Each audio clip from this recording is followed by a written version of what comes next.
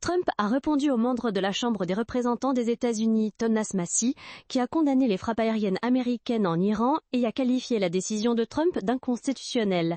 Le congressiste Thomas Massie du Kentucky n'est pas un MAGA, même s'il le prétend. En réalité, les MAGA ne le veulent pas, ne le connaissent pas et ne le respectent pas. C'est une figure destructrice qui vote presque toujours contre, même quand il s'agit de quelque chose de vraiment bon pour le pays. C'est un naïf prétentieux qui pense que permettre à l'Iran de posséder des armes nucléaires avancées est une bonne politique. L'Iran crie mort à l'Amérique à chaque occasion et a déjà tué et blessé des milliers d'Américains, ainsi que pris d'assaut l'ambassade des États-Unis à Téhéran. Hier, il y a eu une opération militaire magnifique. Nous avons littéralement arraché une bombe des mains des Iraniens qui auraient pu l'utiliser. Malgré les louanges et les reconnaissances, ce congressiste s'oppose à ce qui a été brillamment accompli la nuit dernière en Iran. Massie est faible, inefficace et vote contre presque tout indépendamment du bénéfice pour le pays. Il montre un manque de respect envers la grande armée et tout son travail, ne reconnaissant pas l'attaque brillante et courageuse d'hier. Massie doit arrêter sa posture fausse et commencer à mettre l'Amérique en premier. Mais il ne sait pas comment y parvenir. Il n'a pas la compréhension nécessaire. Il votera sûrement contre ce projet de loi grand, énorme et magnifique, bien que son rejet entraîne une augmentation des impôts de 68% pour tous. De plus, le projet de loi contient de nombreuses autres conséquences encore pires, qui aggraveront la situation pour tous les citoyens du pays. MAGA doit rejeter ce pauvre perdant Tom Massie comme la peste, afin de préserver ses idéaux et la force du mouvement. La bonne nouvelle est qu'un merveilleux patriote américain se présentera contre lui aux primaires, que j'ai l'intention de soutenir dans le Kentucky. MAGA n'est pas pour les politiciens paresseux, prétentieux et inutiles, que Thomas Massie est assurément. Je remercie notre incroyable armée pour le travail formidable qu'elle a accompli la nuit dernière. C'était vraiment spécial. Faisons l'Amérique grande à nouveau. Pendant que Trump écrivait des réponses aux perdants, le Premier ministre Netanyahou priait au mur des lamentations à Jérusalem. Selon la tradition, il a laissé dans le mur un mot avec une demande au Tout-Puissant, comme le font de nombreux croyants. Il y a 10 jours, à la veille de l'opération historique du peuple d'Israël, je me tenais ici et laissais mon mot avec l'inscription « Le peuple qui se lève comme une lionne se dresse comme un lion ». Maintenant, 10 jours plus tard, je me tiens au même endroit et laisse un nouveau mot avec l'inscription « Le peuple qui s'est levé comme une lionne s'est dressé, le peuple d'Israël est vivant ». Nous continuerons à accomplir des miracles malgré toutes les difficultés et épreuves qui se dressent devant nous.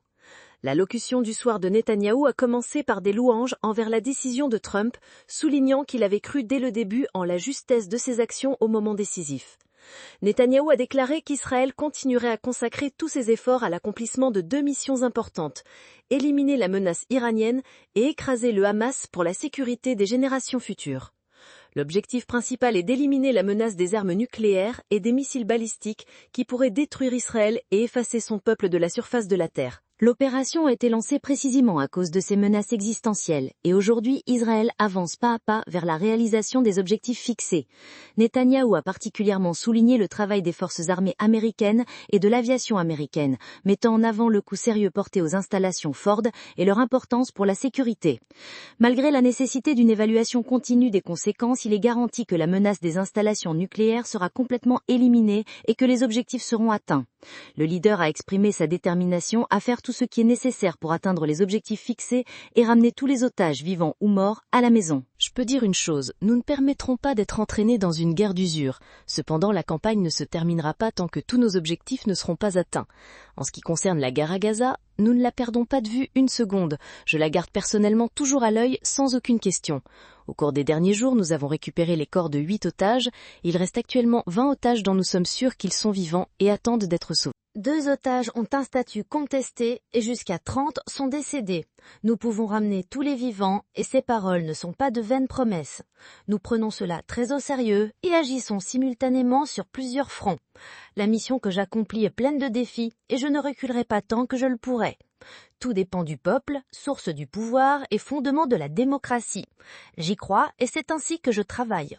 Vous avez demandé à propos de l'uranium enrichi, nous surveillons attentivement ce composant crucial dans le processus d'enrichissement nucléaire. L'uranium enrichi n'est pas le seul élément et n'est pas suffisant au soi, mais il est très important. Nous disposons d'informations de renseignements intéressantes. Je suis désolée, mais je ne peux pas divulguer les détails de ces informations. C'est une question très délicate qui nécessite de la prudence. Après une frappe précise et mortelle des États-Unis sur des installations nucléaires clés en Iran, Israël a atteint un tournant dans l'opération Lion Ascendant, déclarent les forces de défense israéliennes.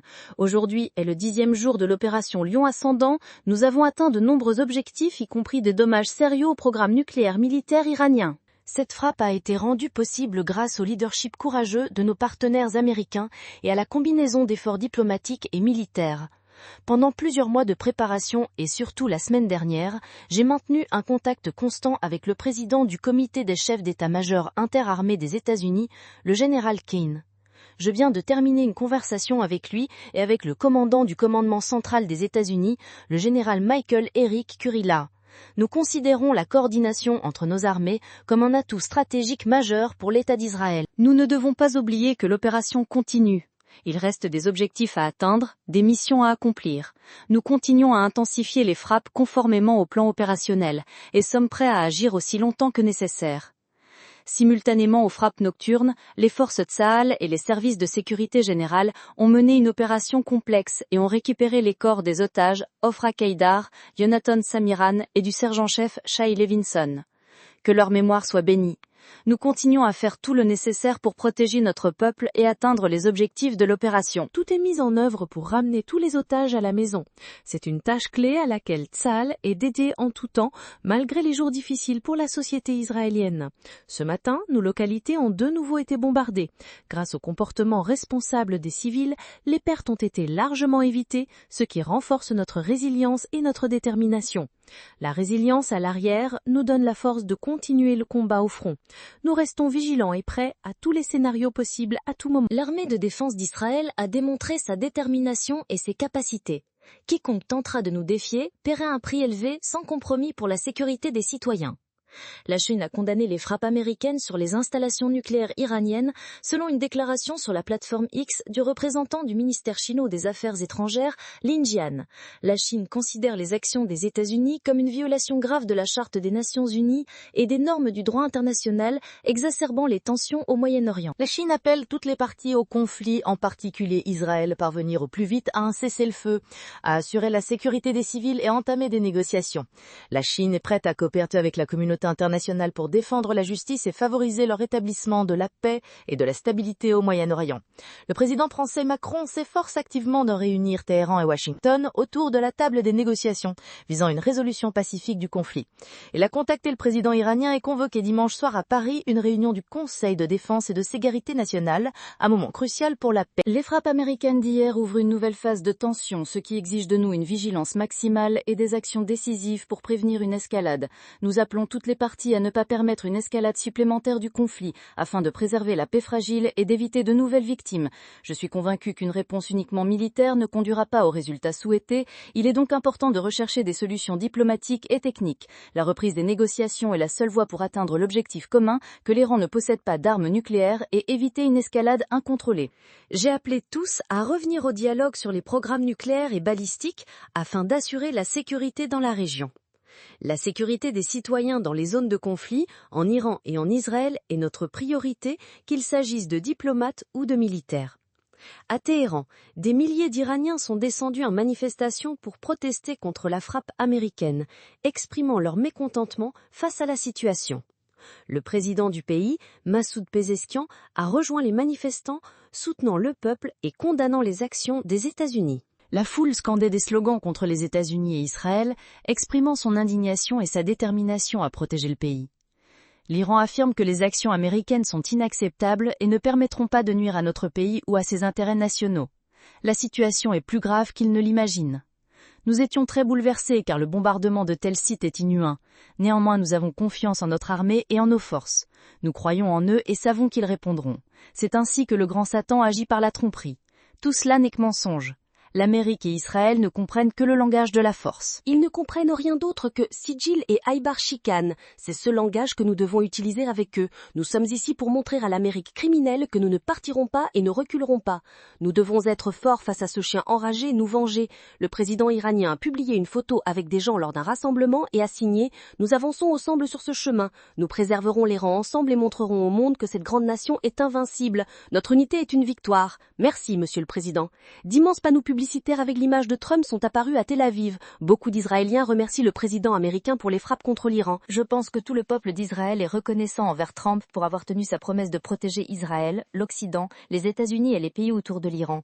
Il ne fait aucun doute que l'Iran avait des intentions extrêmement hostiles. C'est incroyable de vivre, donc... Nous vivons une époque historique. Le monde entier doit remercier Israël pour sa volonté d'assumer les conséquences et de résoudre des problèmes que d'autres ont tentés pendant 20 ou 30 ans sans succès. Ce serait difficile. Les prochains jours, si les ennemis ont encore des missiles, seront compliqués. Il faut être très prudent et vigilant pour éviter d'autres pertes. Puis je pense viendra le silence, et nous pourrons à nouveau dormir paisiblement la nuit. L'espoir de la tranquillité après une période de danger et de conflit. Le soir du 22 juin, le Parlement israélien a été illuminé aux couleurs du drapeau américain, en signe de gratitude pour la participation à l'attaque contre des sites nucléaires iraniens clés. L'ambassadeur d'Israël à l'ONU, Dany Danon, a exprimé une nouvelle fois sa gratitude au président Trump pour son soutien à sa participation à l'opération contre les installations nucléaires iraniennes. Au cours des dernières 24 heures, l'histoire a changé. Les États-Unis ont frappé les sites nucléaires iraniens, Fordo, Natanz et Isfahan. C'était une mesure nécessaire et courageuse visant à éliminer la principale menace à la sécurité mondiale provenant de l'Iran. La communauté internationale et le Conseil de sécurité de l'ONU doivent remercier clairement et sans hésitation les États-Unis et le président Trump pour leurs actions décisives. Je n'ai aucun doute que certains condamneront les États-Unis et continueront à critiquer Israël. Mais où était-il lorsque l'Iran cherchait à développer des armes nucléaires ? Où était-il lorsque l'Iran construisait des bases souterraines pour stocker des armes de destruction massive, utilisant la diplomatie pour couvrir ses actions ? Ils sont restés silencieux, se préparant à notre destruction sous un masque. La nuit dernière, les États-Unis ont fait preuve d'un courage et d'une détermination morale incroyables dans leurs actions. Maintenant, le monde entier doit exprimer sa gratitude pour la détermination des États-Unis. L'influence de l'Iran s'étend bien au-delà de ses frontières, provoquant menaces et conflits à l'étranger. Les formations armées en Irak, le terrorisme au Liban, le financement des Houthis au Yémen et les complots visant des assassinats en Europe créent de graves menaces. L'arsenal croissant de missiles balistiques menace toutes les capitales occidentales. Il ne faut pas rester à l'écart. Le régime iranien doit comprendre que toute attaque recevra une réponse. Toute attaque supplémentaire contre des civils sera rencontrée par une réponse écrasante et juste. Nos frappes visent exclusivement des installations militaires et nucléaires. Nous protégerons notre peuple et ferons tout ce qui est nécessaire pour assurer notre avenir. Nous ne reculerons pas dans cette décision. Les opinions des Américains sur les actions du président Trump sont divisées. Certains pensent qu'il fait ce qu'il juge nécessaire et c'est sa décision. J'espère que sa décision est la bonne, le temps le dira. Malgré quelques désaccords, il est le leader du pays et tous doivent le soutenir. En 250 ans, le pays a parcouru un long chemin et a survécu. C'est le plus grand et le plus fort pays du monde, ce qui rassure, mais c'est intéressant de voir dans quoi nous nous sommes embarqués. Adam Schiff de Californie pense que le Congrès aurait dû participer aux décisions.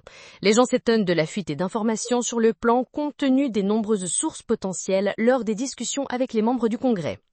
Trump a agi comme il le jugeait nécessaire. Je ne suis pas un de ses fans, mais j'espère que l'Iran ne frappera pas nos troupes en Irak et dans notre pays. Il vaudrait mieux qu'ils réduisent la tension eux-mêmes, tout comme nous. À mon avis, c'était une erreur de s'engager dans une autre guerre pour laquelle nous ne sommes pas prêts. Cette guerre n'apportera aucun bénéfice au pays, c'est mon opinion personnelle. L'état de guerre nous laisse non préparés à un conflit de cette ampleur. Je considère que c'est un coup politique pour améliorer l'image de Trump. Notre pays est fondé sur les principes du pouvoir venant du peuple et pour le peuple. Ce que Trump a fait semble inconstitutionnel.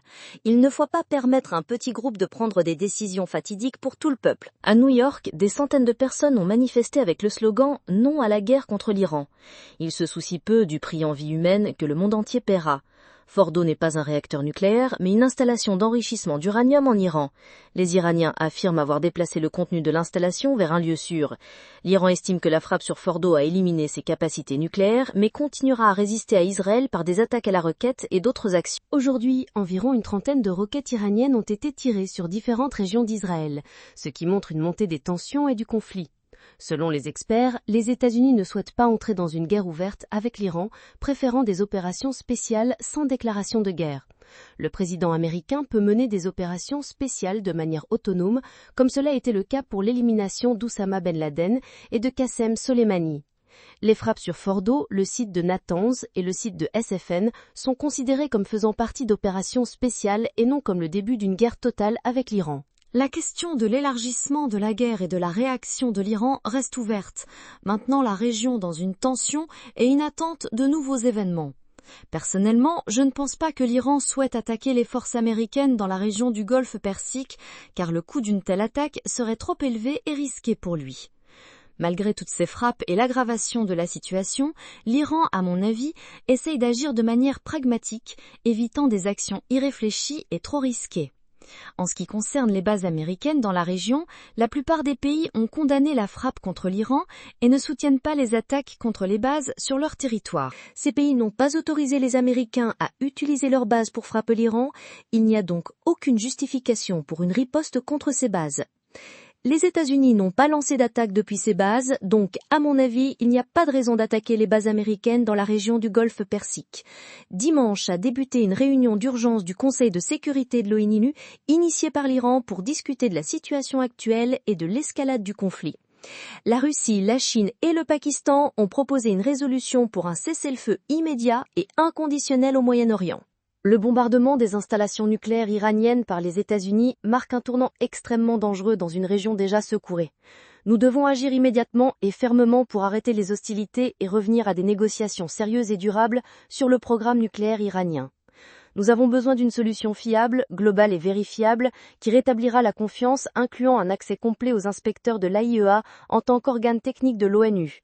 Le traité sur la non-prolifération des armes nucléaires est la pierre angulaire de la paix et de la sécurité internationale et ne doit pas être violé. La paix et la sécurité sont des priorités majeures. L'Iran est tenu de respecter pleinement toutes les conditions pour assurer la stabilité et la concorde dans la région.